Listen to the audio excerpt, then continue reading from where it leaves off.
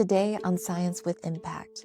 I am a materials research engineer at NASA Glenn Research Center in Cleveland, Ohio. My work is metallurgy, so I do alloy development, specifically developing shape memory alloys, this unique type of materials that goes through this phase changes and has memories. I love exploring different chemistries, different materials, different ways to test it. I like to always stay curious and what can you do with this thing? What can you do with this material other than immediate mission, whether it's NASA or with a partner. So we're always looking for different ways to create new material that doesn't exist. You have a suite of alloys, suite of materials out there, but in our line of work, sometimes none of those materials will work. Being it's extreme environments, radiation, heat, pressures. So you have to come up with different kind of formulations. So that's kind of my day job is playing in the sandbox. And my sandbox is a periodic table.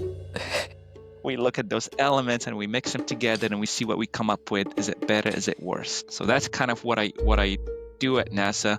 But overall, I like science. I like to stay engaged with the scientific community, know what's going on, specifically in my area of material science and mechanical engineering, mechanisms and so on. When I'm not doing science, I like to volunteer and go out there and preach science and STEM and share a few things with the community locally here or elsewhere on why science is important, what do we get from science, engineering, etc., and math. And so those are the things that I really enjoy doing it. When I'm not doing those, I'm spending some time with the family, outdoors. We love outdoors. Why should our listeners, who are mostly scientists looking to broaden the societal impact of their work, listen to our conversation today? Why not listen to this conversation? There's always something to learn.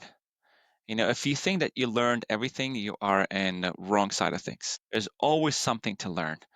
And maybe you're doing something and you think is the best way to do it. And that's because you don't know what's the next best thing might be. This could be that forum. This could be that place where you learn another thing that may help you to tweak your way of delivering things. Maybe I'll give you an idea on how to prepare your lecture, and maybe gives you a little tidbit on how to write your next journal article for publication, why you should publish it, and who should be your audience when you publish it, and who's going to use it to impact the society, not just get a check mark that I published things or I taught things or I did the STEM events.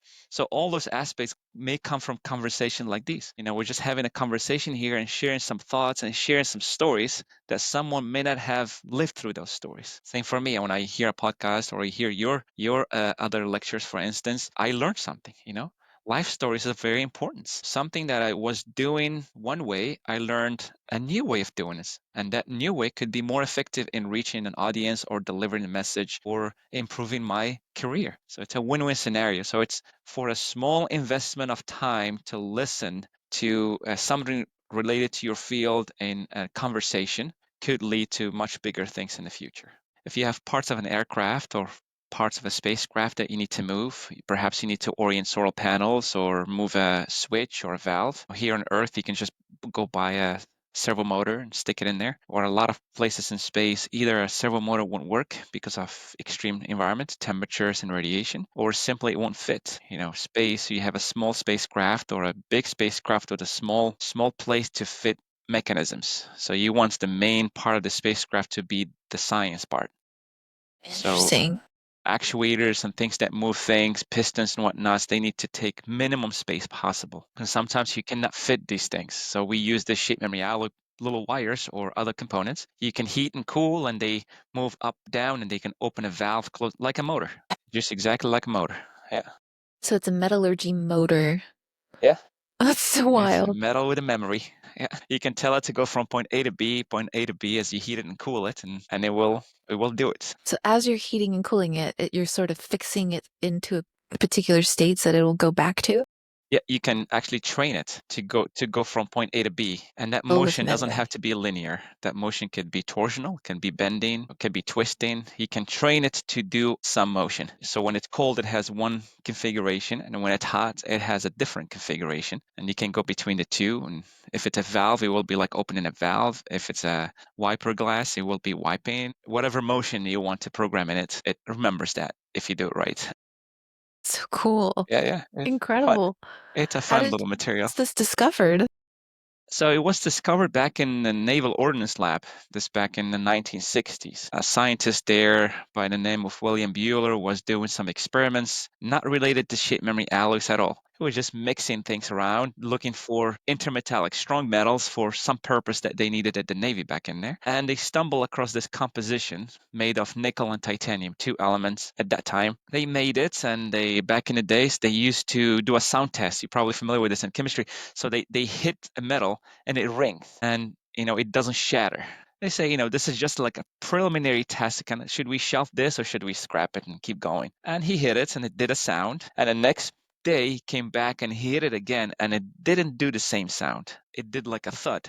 And he was like, this sounded different yesterday. There's something weird going on in here. So they did it again. Turns out when the bar was hot, it had a different crystal structure. So when you ring it, the sound travels differently in a cubic structure compared to a monoclinic structure or something else. Yeah. And the next day, the bar was cold, and when they hit it, the sound traveled differently, and it was a different microstructure.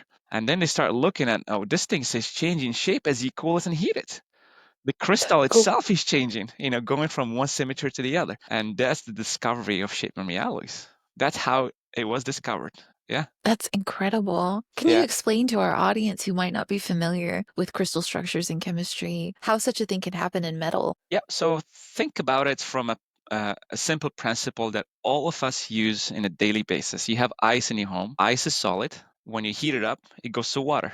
Water is liquid. So that's a phase transformation that goes from solid to liquid and back and forth. It's reversible. In the case of shape memory alloys, it's the same principle, except that there is no liquid phase. There's another type of solid phase. Think about it. You have a cube of ice that when you heat it and cool it, it doesn't go to water. It goes to a pyramid ice, for example. It changes that shape. And that's how you would think about it from a crystal point of view. You have a crystal that looks like a cube in one phase. And when you cool it or heat it, it becomes unstable and it goes into a different types of crystal with different geometry. And there are different numbers of crystal in material science that can go to, and that phase going from one to the other, everything is solid state. There's no change in the matter. It's all solid state. There's no gas or there's no liquid in the process, and it's reversible. You heat it, it goes from one crystal. In fact, I have some crystals here. Imagine you heat it. It's cold. It's hot. It has this type of crystal. Imagine these little balls are different atoms. The whites are one type of atom. The red are different types of atoms, and they're attached with some ligaments, if you will, here, some bonds. That's one crystal. And when you cool it, it goes to a different type of crystal with a completely different geometry. This is what drives shape memory alloys. And there's a relationship between going from this one to this one. There's a relationship between the two that is never broken. So when you heat, it goes here. When you cool, it goes here. That's the basic Interesting. principle of phase transformations in these metals. And the atoms that are involved don't change, right? These are the same atoms. They're Exactly. just in a different configuration. Exactly. The species are exactly the same. In this particular common shape memory alloy is made of nickel titanium, two elements from a periodic table. And when you mix them together, so nickel by itself has no memory, and titanium by itself has no memory. But when you mix nickel and titanium with the right amount and you process it the right way, you get a new metal known as an alloy. Two elements mixed together is a nickel titanium alloy that has a memory. So How that does it get the memory? Where does that happen? So it's all driven from a microstructural level. If you have atoms and they all connected together by this bond, for example, there's blue lines. I have this Lego games that I love. I play with all the time. So they have this bond attached. In the world of shape memory alloys, when they move around, these bonds are never broken. They just shift around. They just move and stretch. This is small stretch at the atomic level, but imagine you have tons of these atoms sitting together and they all move in a coordinated fashion without breaking any bonds. That movement allows it to create a memory state. So when it's one stable configuration of phases, when it's hot, let's say, it has a length, a bond between these two atoms. And when it's cold, this bond here can stretch without breaking. This allows that reversibility. So it's reversible. There's no break point anywhere in here like you would have, a steel. When you bend it out of shape, it will stay bent out of shape forever. So that's a permanent deformation. This type of deformation is not permanent, is reversible deformation.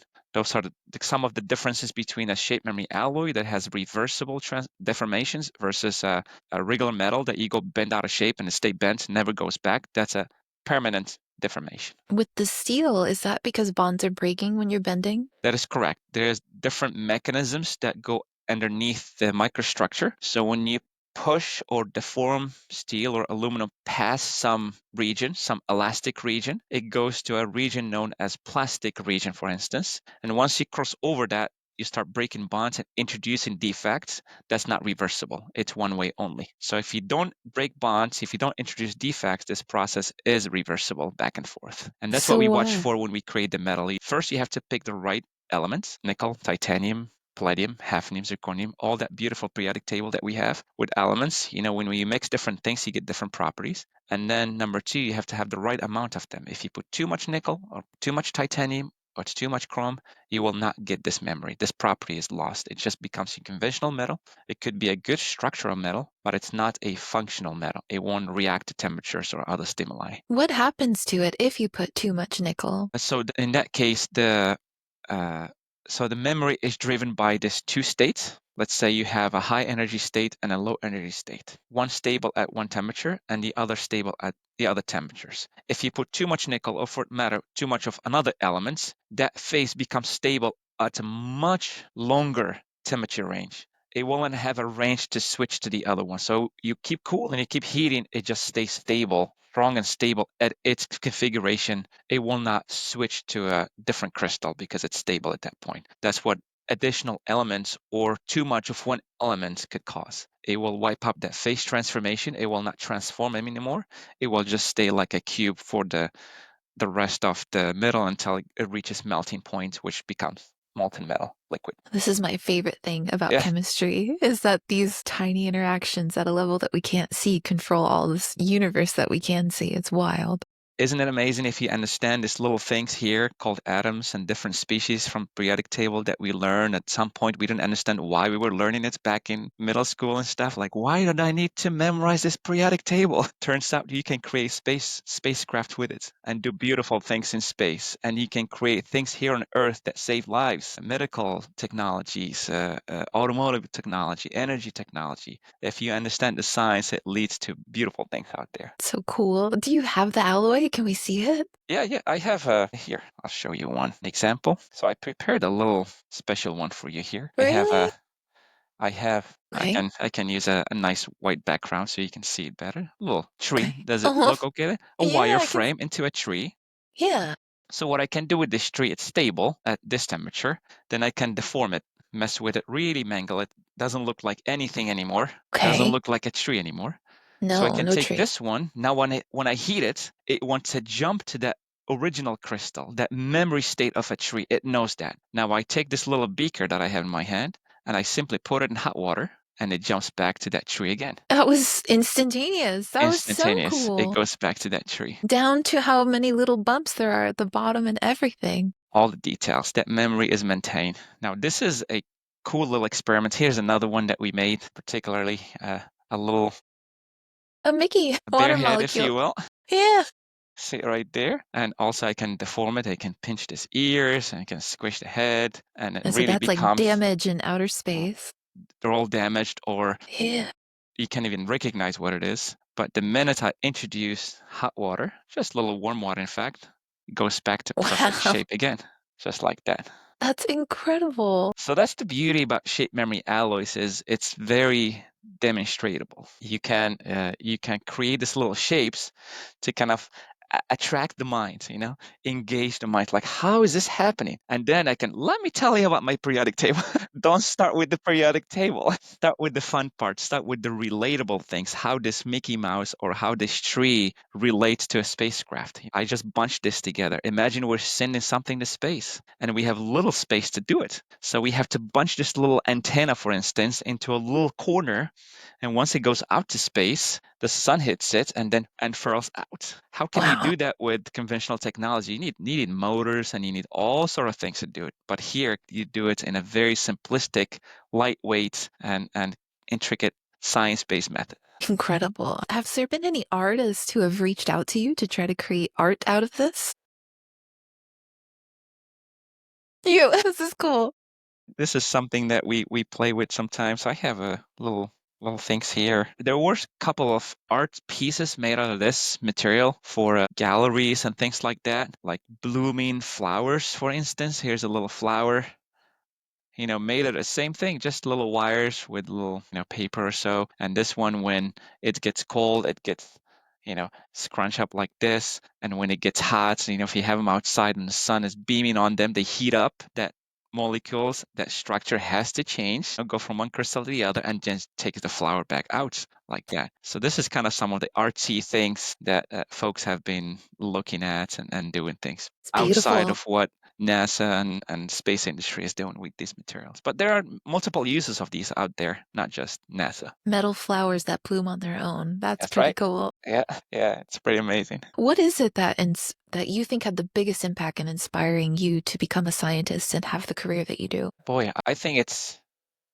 not one thing, it's a series of things I would say that really impacted me and funneled me into this path where I'm at today. So I would say number one element started with at home at a young age. At a young age, my dad was extremely skilled with his hands. He will fix pretty much anything. And at that That's day, we would fix everything at home. Initially, it was a simple task as, handing him a tool, just being around, hand me this tool, or if we go to elaborate tasks, we'll sweep the floor, clean things up. Sometimes we'll get engaged with real things, but that early exposure kind of gives you that seed. It's like a seed. It gives you the idea that yeah, you can fix things, you can do things, you can make things. We tried making things young. Sometimes they don't work, but that's okay. It just gives you that initial confidence, unconscious confidence, I would say, because at that age, 10 years old, 8 years old, you're not necessarily thinking about an engineering career. So I think that was phase one for me, or point one of from a parent's perspective, from the role of parents at home and what they do with their kids and expose them to different things. That's for me had me hooked into I can do things. I don't know what things that would be. But then I went to high school. I went to a specialized high school where it was you can major early in high school. So I majored in pre-mechanical engineering. And I think the inspiration came from a professor where he had this skill, this thing that he took the knowledge out of the book into real life. It wasn't just about the book anymore. Middle school and elementary was all about those books. I wasn't exposed much to STEM growing up in school. Until high school, he kind of took that learning out from the book. So now imagine remember back in the days, the professor will give us to do a drawing, and we had those draftsman tables. We didn't have computer CAD at that time. Now we're drafting by hand, and we have to do this projections, left projection, top projections, and then we'll take those, and then we have to feed that into a G code by hand to a CNC machine, for example. Move 5 millimeters right, move 2 millimeters to the bottom, etc., to cut the piece in a CNC machine, and then you make this part. And as a student, you look at it from basic trigonometry that you were drawing these things together, basic math, and then suddenly you're making a part. That was like an eye opener, like, wow, this math really matters. This stuff really makes sense. And if you mess it up, you end up with a bad part and bad grade. So it really mattered, really mattered how you use that book. That was inspirational to me. That this book knowledge translates to life knowledge, something useful in life.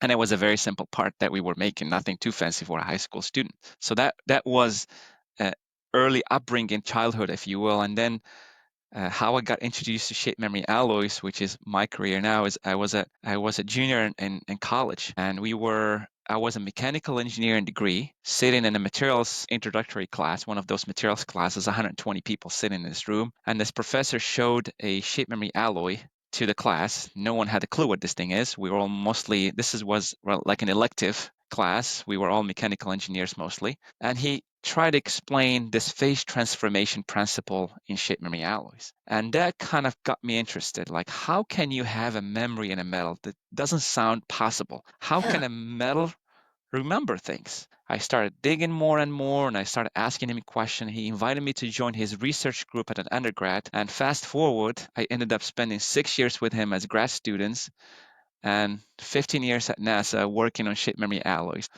That's how a lot of people, of course, contributed to my story here, but I would think those three main events in my life, whether it was that professor taking the time to explain things to me, or that high school teacher, showing us how books can be used, or my father, having me here stand up with a wrench above his head, all those played an important part in inspiring me to become an engineer and inspire me to follow this career. Is there a common thread, do you think, between all of those Absolutely, the people. people? Yeah, to me it was the people, the things that I left out are those professors that did not care, those professors that did not show interest. Very few of them, but I would like to focus on those that did, Yeah. those that give me a little bit of their time. That teacher in high school used to give us a lot of time to explore, to make mistakes. He'll let you make a mistake and break apart, and it was okay. It was weird because it was okay with him.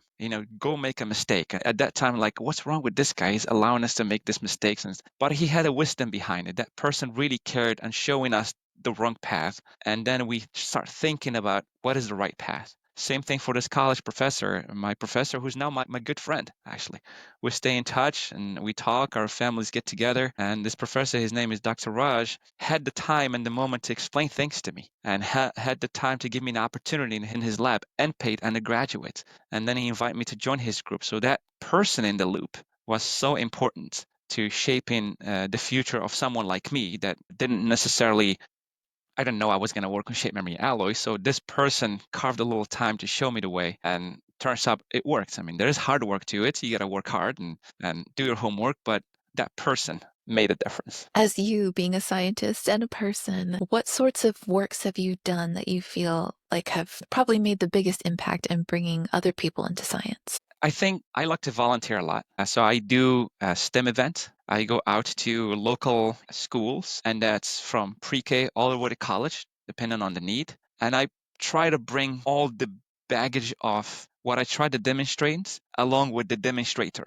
along with the person that's me in there trying to engage with the people. I do it with an enthusiasm to show that person that there is joy in science. There's great things that come out of science. The way I like to do it is always try to hook the student with the demonstrator. Show something cool. I always use these shape memory alloys that I showed you as a cool demonstrator. I show them what metals can bend and do things, and then I try to explain why that happens. And I feel like when you have an audience that perhaps initially parents were pushing their kids into your booth, but at the end, it's the kids that dragging their parents to your booth. That kind of to me is a measure, an initial indicator that you're doing something right.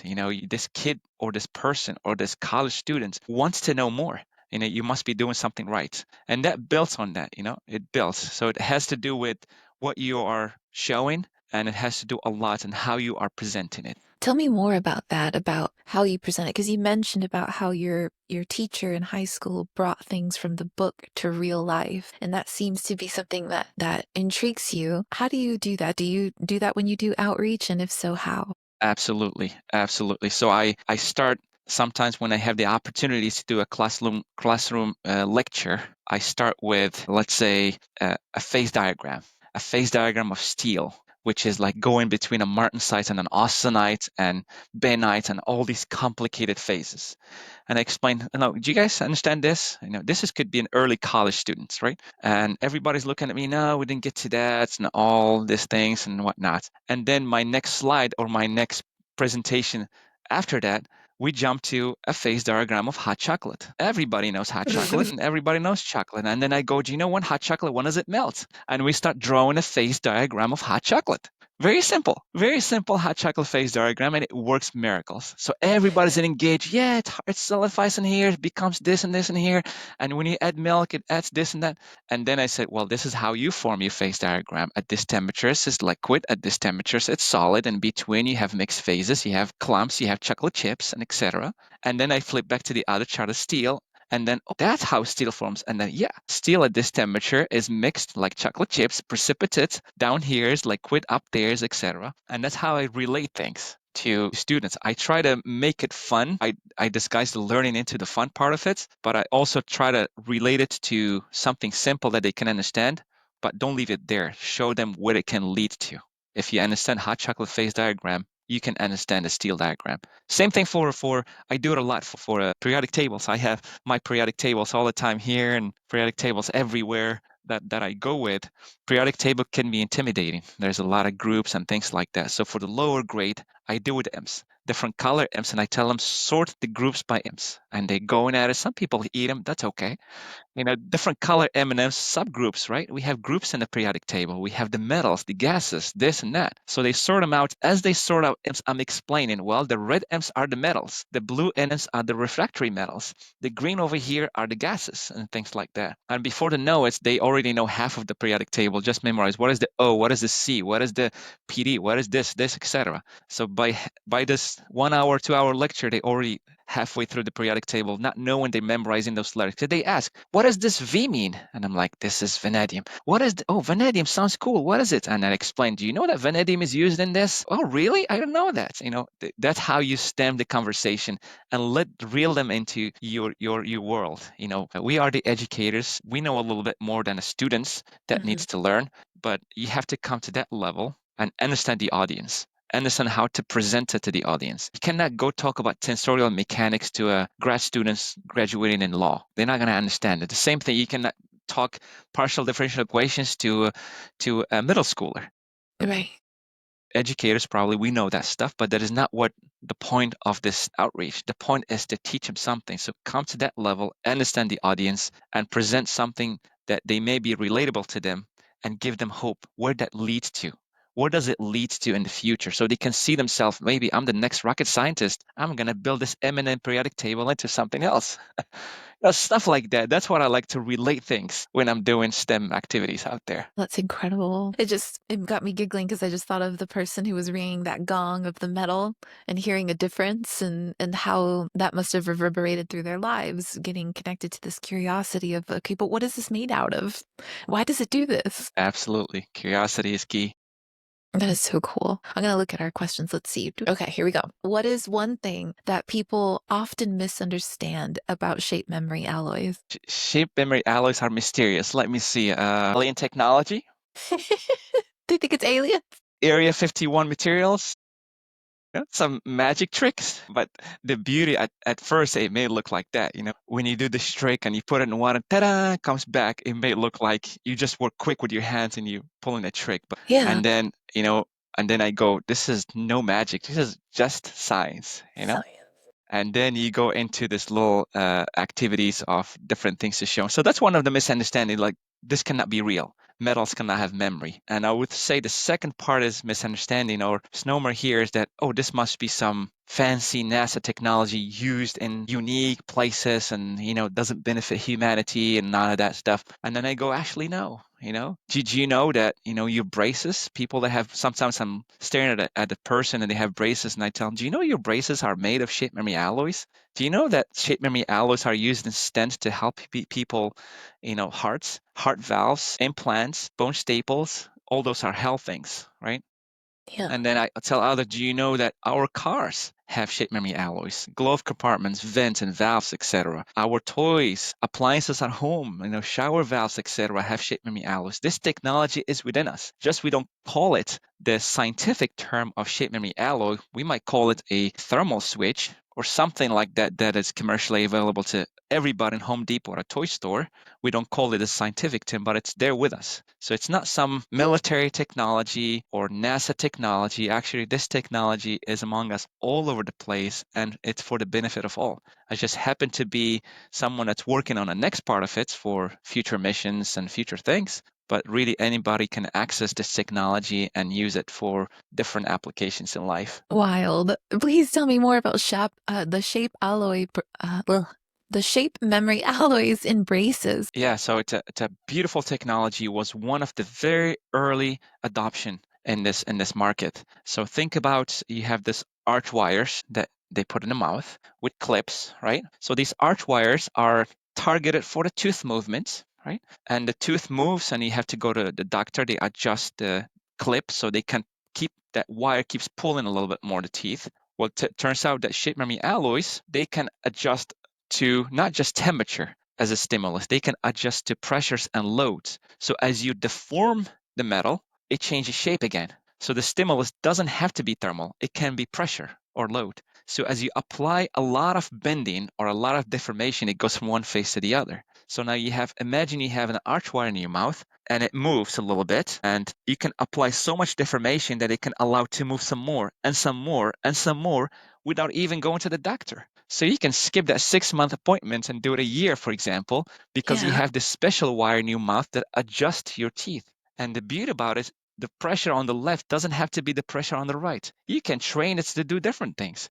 You can train it to move, 1 millimeter from here. You can train it to move 2 millimeters from here, because you can tell the metal to move the way you want. It doesn't have to be one wire fits the whole mouth, because guess what? Our teeth are not in the same position. So that's the beauty Mine about aren't. this. That's the beauty about using this type of materials and the arch wires in our mouth for those that have them out there. Yeah, it's really Incredible. fascinating how you use the metal to this impact someone's life directly.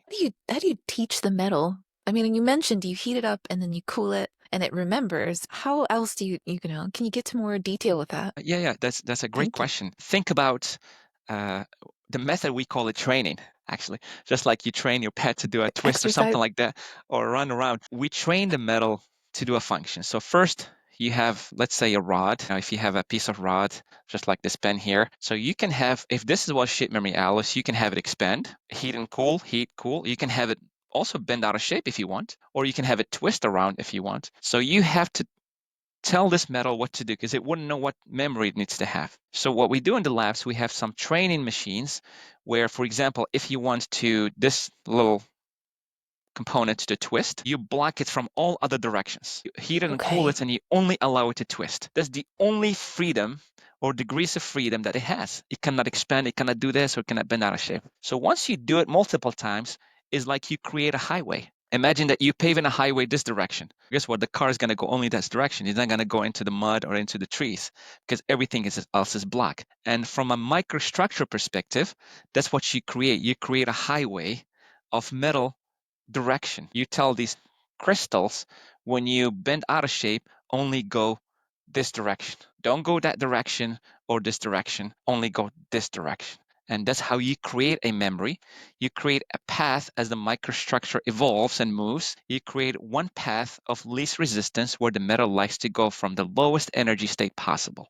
And that's how you train it. Once you do this process, which requires some pressure, some heat and cools and so on, then you have a components that once you heat it and cool it, it only knows to do what you trained it. It blocks from all directions. It only knows to twist for this matter. That's how we train things in the lab. Once it has the ability to move in every direction, why doesn't it move in every direction and it stays with what it was trained on originally? Why is that? Perfect. Because imagine that in a highway, for example, my analogy of a highway, and you have trees on each side blocking the other directions. In the materials, you have similar things, except trees, you have defect. You have dislocations. You have other phases that come up that block these corners here and don't let it go anymore. And that's a thing in the microstructural world of materials. So you have defects and other structures that come up that build up as you process and train these things that block other directions. And now suddenly this will only go the direction that is not blocked, which you intentionally left free to train it on that direction. It sounds nuts, doesn't it? It does. Once you teach it, can you unteach it? Can you kind of reset the metal? Absolutely. Yeah. How So do you you do can that? you So many can questions. that's okay. You can take this material that was trained to twist, that little component that I have in my hand here, and I can show you perhaps I have a little spring here, a little helical spring. You can train it to do multiple function, and then you can erase or reset that memory. And to do that, there's a process called shape setting, which basically requires elevated temperature heat treatments, followed by some cooling and cooling media like water quenching or gas quenching or some process, basically to erase any memory. And how do you erase it? You do this process at a higher temperature such that those defects that I mentioned, they move out. They move out of the So you way. get rid of the You trees. clear, you trench out. Now everything is open and everything is free. Let's start over again. So they're recyclable in that way. Yeah, reusable for sure. Reusable, thank you. Yeah, so if we use recycling, we could, because this particular ones are made of nickel and titanium. So nickel and titanium, if this part would be scrapped, for instance, it could be used for something else that uses nickel or uses titanium, for instance. Is it expensive to create the alloy? It's a little more expensive than your conventional metal, like let's say aluminum or steel, just because of what element we're using. Right. So nickel, there's very few elements in the periodic table that give you this kind of memory. The way these elements fit together. One of them is nickel and titanium, and they are pricier than aluminum just because of the raw material that's used. So there is a raw material aspect of it, but there's also the time and the resources spent and the training on the memory aspect. So there's two components to it. You have the prerequisite, the right elements, but then you need the process to train it to do things. And is what's special about the nickel and the titanium, their crystalline structure or the temperatures that they shift configuration, is that what makes them special to have memory? Because I imagine, can you give aluminum memory? Not aluminum by itself, by an aluminum compound, an aluminum alloy. Yes. So if you mix aluminum, copper, and some other things, manganese or magnesium, other things, you can create a memory.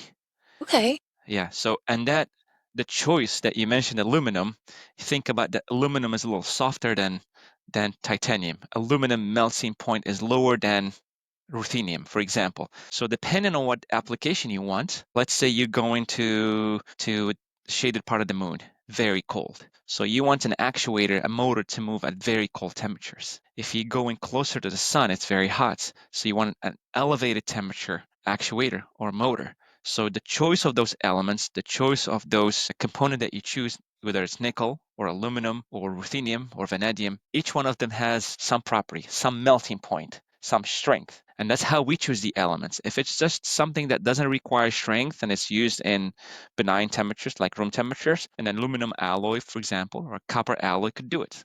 But if you go into some hot stages of an engine, then you need something like palladium, ruthenium, something refractory, niobiums, or something like that, for example. So we have those maps, we have those recipes, as I call them, and we depending on the requirements of such device that we need to create or research, we pick the right elements like a recipe book, and we mix things together and we try them out, and then we install a memory or we program a memory into it. What do those maps look like? I imagine they're very complex phase diagrams. Exactly. So now you're not dealing with just one-time phase transformation, but this is a reversible and multiple phases. Sometimes you have 4 or 5 or 6 different phases. Some of them you want, and some of them you want to avoid, because there are phases that play against you. They will cause the memory to be lost.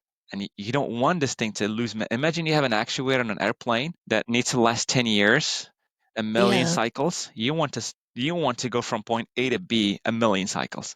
You don't want this thing to wonky around and go to point C, to your flaps or anything. So there are very much control on what elements you put in there, what phases you should and should not have before you deploy this into service. Are you able to show us a map or is that proprietary? Actually, we built a website called Shape Memory Alloy Database online, and we built it free to everybody. We collected literature data that is available in the literature, and we created. Yeah, if you click on that hyperlink, maybe it'll here. Let's see.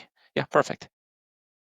So this very simple tool, it goes into shape memory alloys, and it gives you an interactive periodic table. Basically, you don't have to be a scientist to operate here. You go and pick an element in the periodic table and add it to something. For example, right now you're operating a nickel and titanium space. Hit hafnium, for example.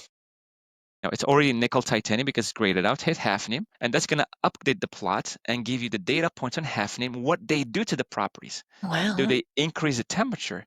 Do they decrease the temperature? Do they make it stronger? Do they make it weaker? And the idea of this tool to give this recipe to everybody in the world is you don't have to be a researcher. You could be a designer. You can be a student trying to learn this thing to tell you, like, how do elements interact? What happens when they add this or this or that? And this tool here is a version of our recipe here. In fact, this is exactly what we use, except that we have a lot more different data internal to our work. And you go in there and it tells you what you're doing and what you can do. And on top of that, we give credit to all the researchers. If you hover over any point, it tells you exactly where it came from. So you can go Wow. talk to that researcher or maybe read the entire article. Imagine you trying to find this data, you have to read 20 papers, Oh published man. papers. So we boil it down to one plot that gives you the trends. And if you want to read the 20 articles, you can do it. But if you just care about the plot, about the trend, about the data, you can just go and get it and download it in a matter of seconds. What This I is the get. recipe. Oh, sorry, go ahead. That's the recipe a simplistic version of the recipe is this. What I'm getting from this plot is that this is showing percentages of nickel and titanium in the alloy. What does the color gradient mean, or how are these getting plotted? Yeah, so for example, if you go to the left-hand side, Okay. and there's something called select color scale. Yep. And if we type in, let's say, martensite start temperature MS, like fourth down or something like that. Yep, that one. And then now it's going to plot the martensite start temperature.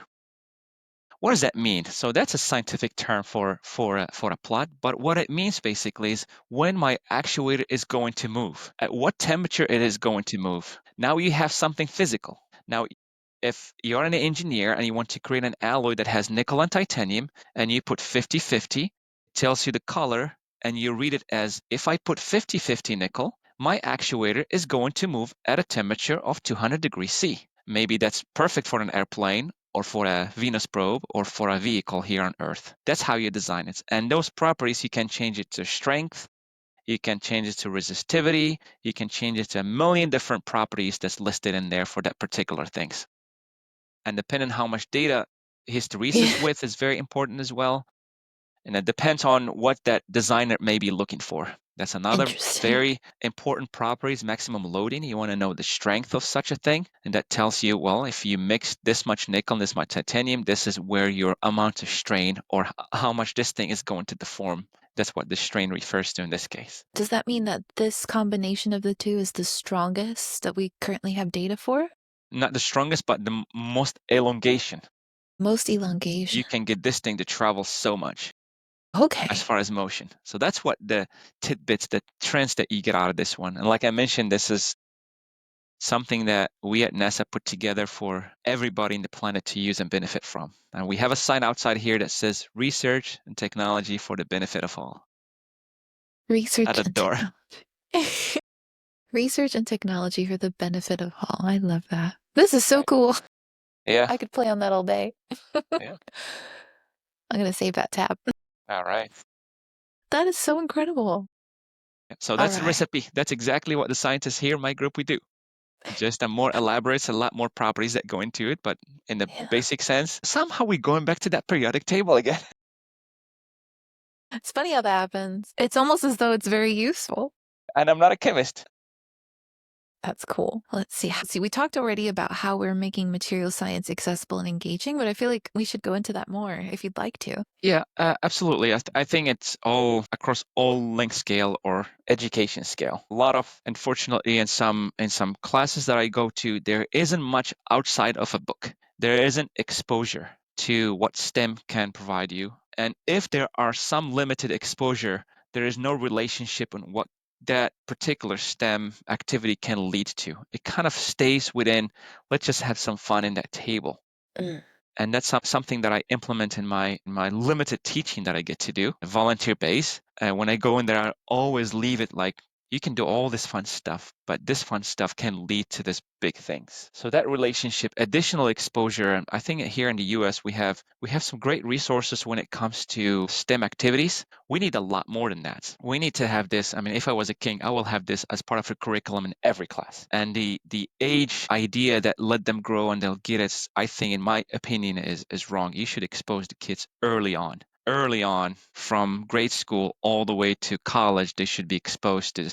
Even if you're not an engineering major, even if you don't plan to go an engineering and science major, that exposure to STEM critical thinking, that aspect of problem solving things, that applies in everyday life. You don't have to be an engineer, a scientist, a mathematician. You can be a lawyer and doing that same kind of thinking. So even though if some places say, well, this is not all engineering, it doesn't apply like that. STEM could lead to different ways of molding the thinking that could lead to business majors and law majors and medical majors and you name it out there. So I think that exposure is very important at an early age, and a lot of it should be implemented during the process of teaching. So those educators and practitioners out there, I understand they may have limited time to teach and do other things, but perhaps those experts out there take another look at curricula.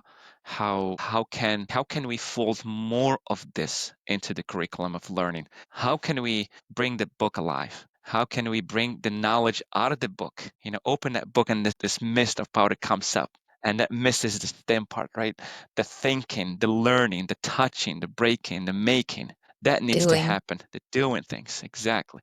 That's some of the aspect that I particularly like. I try to do, but in my limited capacity, I wish I can see it more and more. And I think some places are doing it, which makes me happy to see. And I wish we can do it a lot more in all aspects of communities, not just those communities that are lucky to have perhaps more resources and exposures to different things, but all communities which could be tackled via curricula, those people that advance and make and write those curriculum for schools and things like that.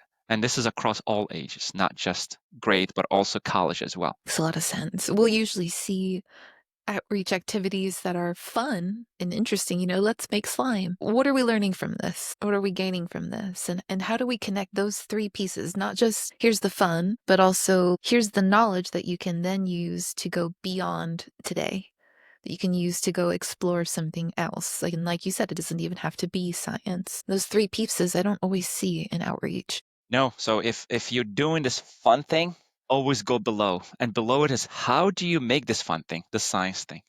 And then go above it. How do you take this fun thing into something useful? So it cannot just stay, do this fun, do this slime, do this shape memory. It has to be Yeah. related to within the time frame of this event, within the time frame of the audience that you have, whoever you're talking to. So if those three things always come together, I think we'll be better connected. I love that simple framework of here's the thing, go below it to the kind of subscalar mechanistic scale of it, and then go above it to the application, to the purpose, the app, like I said, the application. I think that's a really great framework for navigating outreach. Absolutely. Go above and go below. That's right. Very cool. So we're talking about outreach. Can you tell me about your involvement with the United Moroccan American Association in Cleveland, Ohio? Absolutely. So this association is local to Northeast Ohio here in Cleveland, and our mission really is to connect and unite the Moroccan American people here in local vicinities, local Cleveland area. And the idea is to draw from the foundation of the Moroccan American relations. Morocco, the country of Morocco, was the first one to recognize the independence of the United States back in 1777. So there's roots in there. There's a Yeah, lot of there's a roots, and history. there's 248 years, almost 250 years since that happened, and still in good relationship. So we foster that relationship, and we celebrate that relationship when we keep that alive by we do cultural events, we do educational forums, workshops, STEM event as well that combine both the cultural aspect but also the learning of science and things like that to keep that foundation alive and support one another. It's very important to have that community sense, and this is 100% volunteering. I'm the current president of the association in terms of the official title, but I think I like the unofficial title better, the cheerleader, the volunteer, the promoter, the supporter. That's what matters at the end of the day. What do you do with that time? How do you interact with your community? What do you bring and how do you serve your community? I love that. That servant leadership is my favorite way to approach it as well. Absolutely. The top down type of leadership, it just doesn't resonate with me. Absolutely. I agree with you. How did you get involved with that and why? I mean, you mentioned a little bit of why, but how did you get involved? Yeah, so there is the way I heard about it is from at a gathering one day. I met a friend and he told me about this society, about this association, and he kind of, yeah, you should get engaged and learn about more about it and stuff. And there's a common thread in there. I was born in Morocco. I was born in Morocco. I moved to the United States when I was 18 for the sake of going to school. So I have that roots, that relationship to Morocco and USA. And as I learned more about this association, about its mission, and I learned more about the people involved in there. And then when the opportunity came to serve at a higher capacity, I jumped at it. I took it. And the idea is what can I help with? It's kind of not what can I get out of it. So what can I help with? Because this association has a unique model. It's 100% volunteer. Everybody and then all the board, everybody involved is 100% volunteer, and we there to serve the community. So that's how I got engaged with it. The roots were there, Morocco and USA, very friendship type two nations, and it's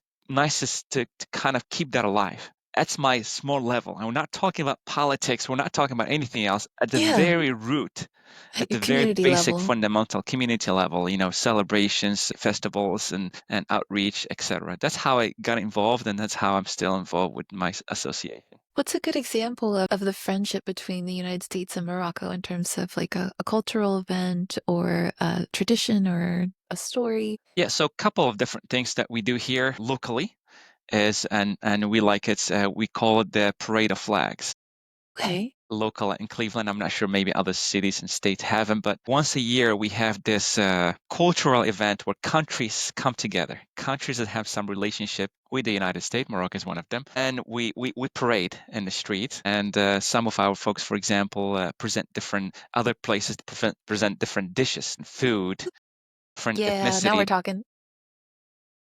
different garments, different clothing, and explain where that come from, how did it occur, and stuff like that. And people ask sometimes, what is the Moroccan-U.S. relationship like? What's the relationship in there? And I go about this unique friendship that happened 250 years ago almost, and the people really, the country existed for that long, Morocco? Yeah, it existed for 3,000 years or more kind of thing. So it goes into opening the door into explaining more about this relationship between the two countries, and how do we all really one big melting pot, whether it's over there, over here, we hold on to those roots and we celebrate those roots. This is one example of Parade of Flags. We also do event at community fairs, for example, where we share our beautiful culture with people and tie it to the American association that we serve, etc. Those are on the cultural aspect of things. And we also do STEM events and other outreach programs as well.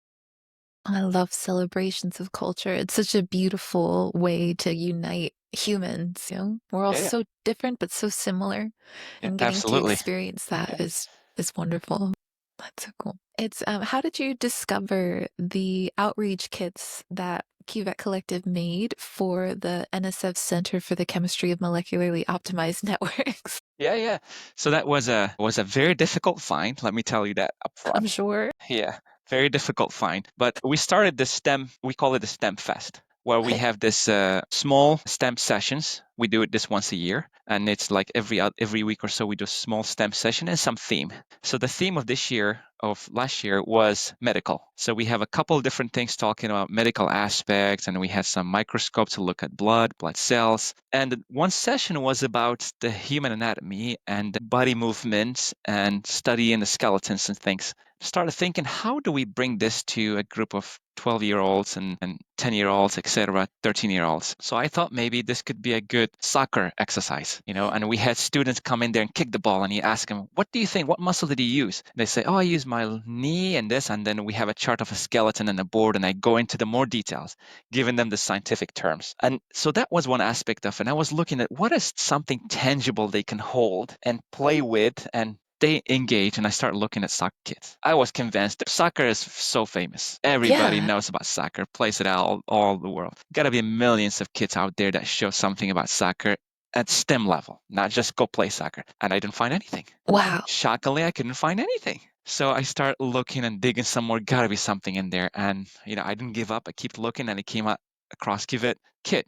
And I'm like, isn't this something? Never thought about it from that point of view. Let's break open a soccer ball. And why? And that's Yeah. exactly the reaction we got from the students that we did this with. We started with, here's some soccer, and everybody throwing the soccer ball and this and that, and what do you use and how do you use it and how do you kick it? And then the question got posed is, what do you think this soccer is made of? And we get all kind of answer, cotton and filled with water and whatnot, all kind of different silly things. But some kids got it that made of some sort of rubber, plastics, etc. And then the next question that led to that answer is do you guys want to cut it and look at what's in there?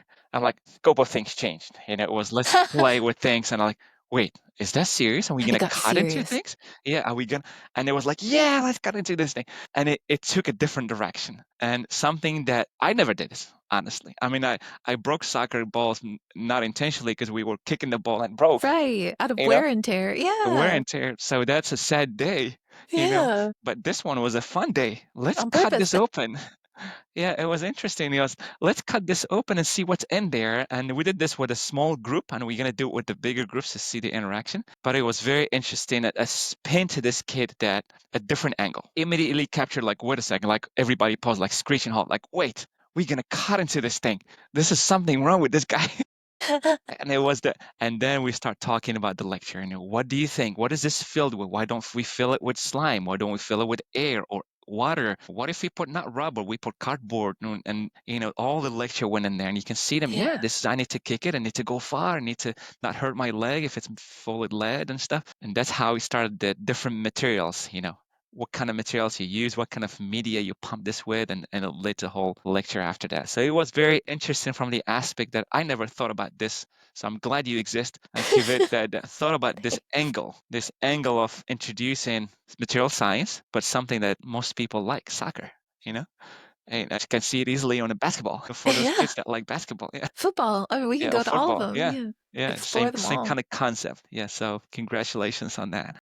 Well, thank you. I'm so glad that it was helpful to you and that it filled the need that we were hoping when it Yeah, was getting designed. Because absolutely. for us, it was based on a graduate student's research. She was doing tensile tests with dog bones of different polymer materials and just stress testing them and figuring out what we could do with those materials. And she has a PI Dr. Brad Olson at MIT, who is really invested in Brazilian culture and finding ways to give science back to Brazil. And so he really wanted to develop some sort of Brazilian university high school, collaboration with that. But he wanted to find a way to connect, Brazil and Monet and MIT and United States research and how do we fuse all these things together? And so he just thought, let's teach people the material science of soccer. So let's cut out the dog bones of different materials in soccer. And she created this elaborate, like week-long, incredible soccer camp that merges science. And what I got to do was come in and just help her figure out how do we package this into a box that we can ship anywhere and anyone can do the activity, but there's real science behind it. It's connected to ongoing academic research. And so it was just such a great opportunity. What a wonderful story there. Yeah, tying it with Brazil, the one of the heavy hitters on Yeah. soccer. Yeah. Wonderful, Does wonderful. Morocco have a soccer team? Yeah, yeah, they have Yeah. a huge soccer team. Actually, they went Nice. to the semifinal in last World Cup. Yeah, Stop it. That's so yeah, cool. yeah. So Go very proud of the Morocco. team. Yes, right. Nice. Very cool. Let's see, what's this question? Do, do, do, All do. right. You let me know how the community reacted. Is there anything that you wanted to say more about how your participants engaged with the soccer kit? Yes, so we want to present this to the higher age Yeah, and see to bring in some more of the material properties. So we omitted that part of it yeah. because of the age group. I don't want to go into strength, Makes into sense. tensile properties, but the older age that is very fitting. So we have that kit saved. We didn't cut all the balls. We bought some Yeah. more. So the idea is to present that. So the next time we'll do it, it's to present that to an older age group and bring in more material science to it, maybe that will springboard some of them to go to a material science major in the future as they graduate high school. Oh, that's wonderful. When we were refreshing those kits with all the feedback that we've received, and we're going to do a 2.0 that has stickers and an assessment index card that they can fill out that you're welcome to send to us, but don't have to. So when we do that, I'm going to make a note to make sure I send it to you too. Wonderful, wonderful. Thank you. Yeah, let me just make poop. Send it to external partners.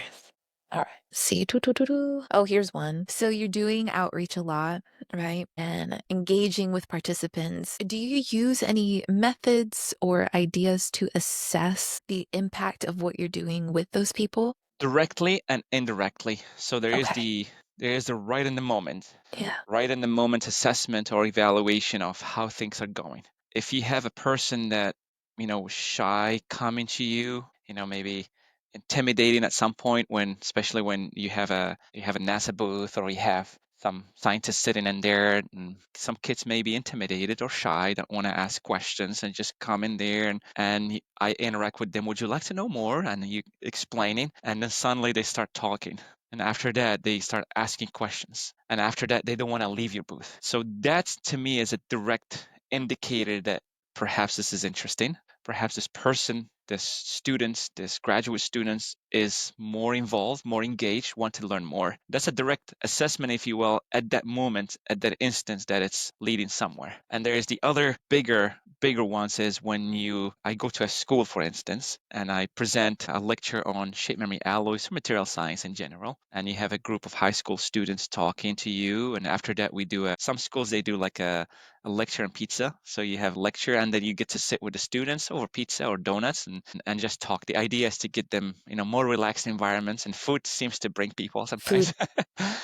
And you sit and talk. And how I know the measurable impact, not by design, not something that I wanted to come, is after the fact you get this emails coming from students in high school that are asking, "Hey, at NASA we don't use the doctor a lot, like in schools there's a lot of doctor this, doctor that, and NASA environment we don't, but then you have the students call, hey, Dr. Benafan, can you please do this and this and let me know if I should do this major or that major, and if you don't remember me, I was the one in your class that we did this and that." I'm like, look at that, this guy remembered my name, number one, and he's reaching out to me to help him figure something out.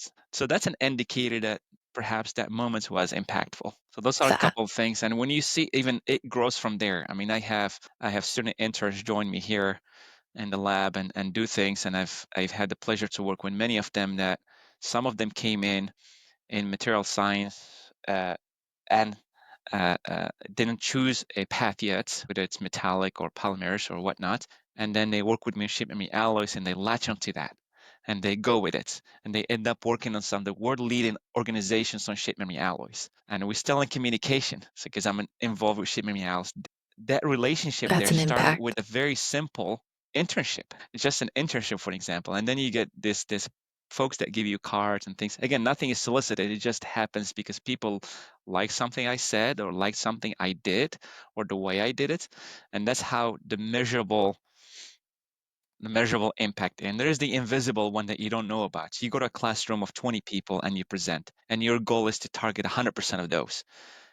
Some of them may be verbal, they come to you and talk. Some of them may not. They might just go home and think about it and do something about it. So I hope there are those out there. But in my measuring stick, if there's one person impacted, is enough for me. If there's only one person that somehow I helped shape their career or direct or help in some way, shape, or form, that is plenty. I'm an engineer scientist over here at NASA. I just do this as volunteerism because I like it and enjoy it. So if that comes as a freebie, as I help someone, chart their territory like someone did for me in that high school back in the days, or that professor at college, that's a huge win-win for me and a very satisfactory feeling as well when you get that. That's beautiful, especially since you're mentoring students and helping researchers there as well at NASA, right? Correct. Okay, yeah. So So we it's have you a get that teaching aspect to it. Yeah, so that's applied, absolutely applied. So so you can see behind me I have the the shelf of wisdom, the books. It's a shelf of Traditional wisdom. traditional is in a way I like books. Yeah. When we have students in here and I tell them, feel free to grab a book in there and go read about it. And we ask me, how do we do this test and what? Here's it. Read this. He tells you what. So I try to give them both aspects, how same way I was raised in my childhood, that book is actually important if you understand how to apply it. And then we go down to the lab and break stuff and learn stuff. That's how you bring bridge those together. That's how It's you bring the book alive. That's right. That's right. Bring that book alive and do stuff with your hands. In our case, we use actual hands because we have to go in there and test materials and do things, and that really shapes someone's career. Some folks come here to do internships, and at NASA, hundreds of people apply, only few get it. So those that get it are really engaged, really want to do stuff, they want to grow, they want to see themselves perhaps the future scientists or future engineers, at least in my field. So the shape memory alloys with NASA, has there been talk or ideas around how to turn this into an outreach activity that other people can engage with? To some level. So there are things that you can buy off the shelf, like this little springs, for instance. This is a little helical spring that Yeah. you can like stretch, and then you put it in a little water and it goes back to shape, etc. Or just rub it with your hand and it goes back to shape, stuff like that. This one doesn't, but this one needs like a lighter. Yeah. Okay. So this one needs some heat and it just spoofs right back to shape. Wow. Yeah. Incredible. Yeah. So there are those I don't get simple. tired of that. Me neither. Sometimes I'm in the supermarket with my kids and I go to my pocket, there's one spring in there, something shape memory in there. Yeah. But as far as, it's not necessarily a kit, but it's a component that you can order or buy and try different things. There are a few things out there, but I've been always wanting to make kits like this little trees that I showed you, right? Something that is Yeah. so relatable, or that bear head or Mickey Mouse thing that you can, shape it, put it in hot water, and it turns into a shape. Explain some Lego pieces like this or the straw pieces and build it into a molecule. Why does it matter to put the red one in the middle or the white one in the end?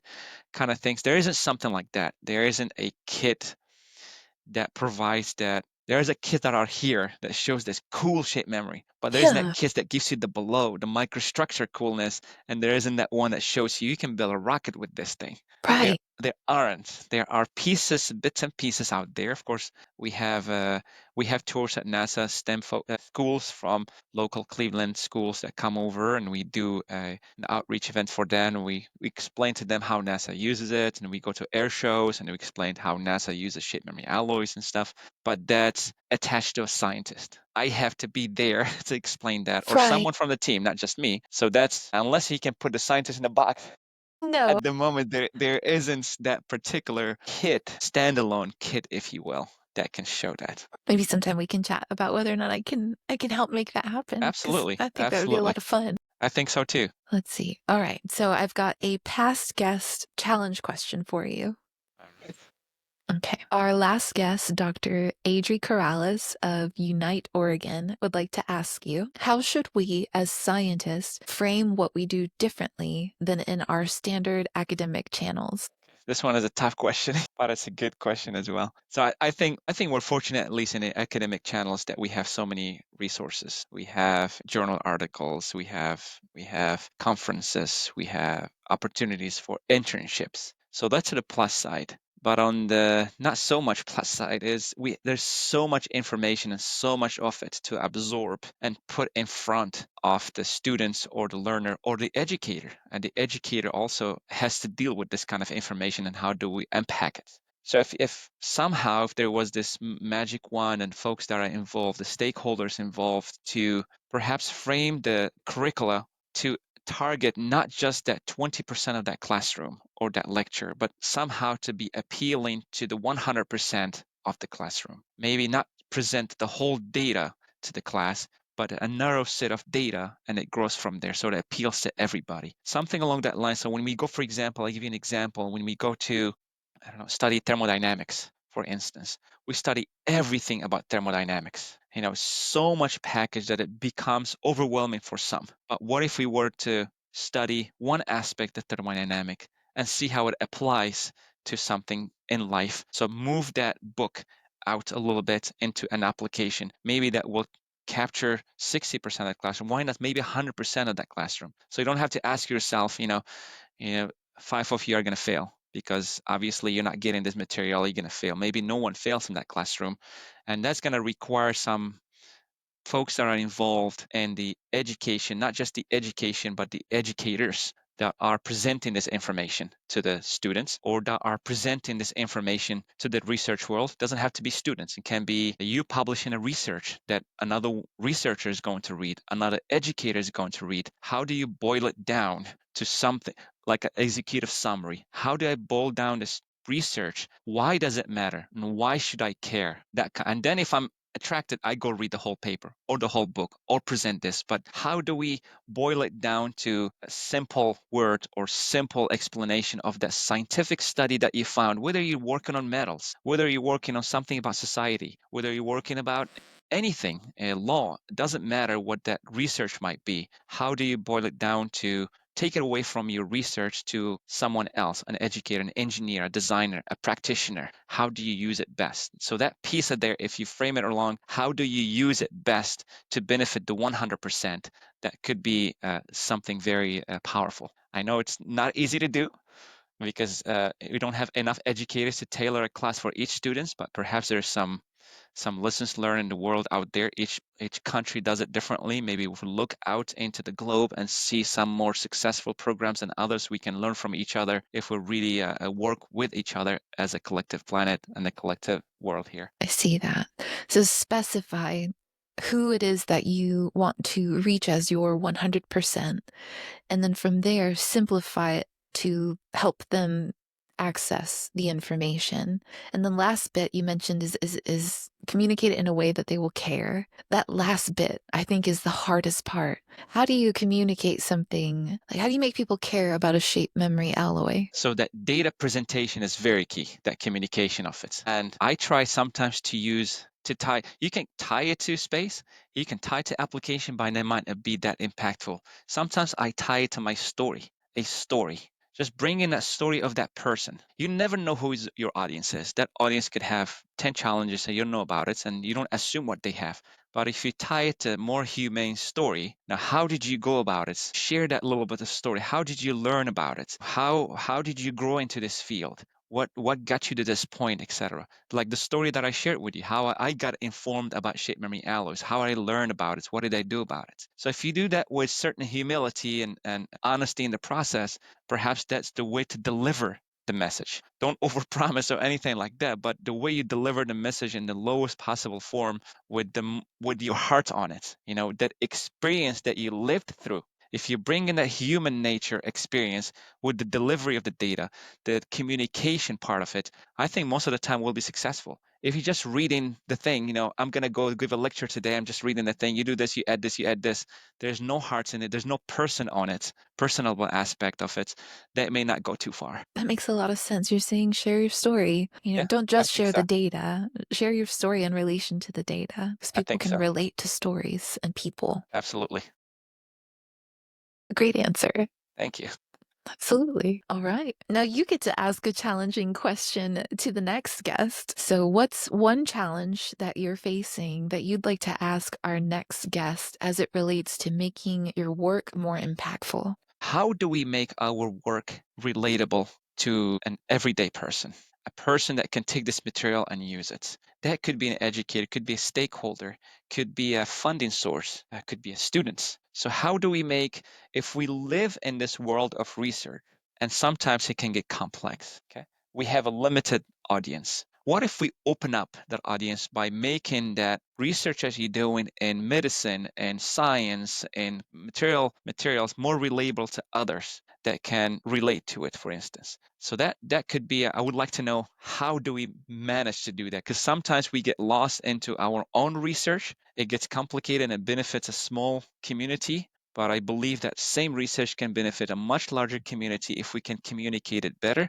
I just don't know how. That's a great question. How do we make our work more relatable to everybody? And it's such a relevant question with everything that's happening. It's so helpful to think about how can we make this connect with more people beyond academia? Absolutely. Yeah. There's a lot of things that shared between academia and industry and researchers and government facilities. And if we all bond better and share data that we can all absorb in a similar way, I think we can move at a lot faster and better pace. Othman, thank you so much for dedicating hours of your time to this conversation, for agreeing to be on my humble little podcast. It To, was such a my pleasure to God, be with you. Thank you for the invitation.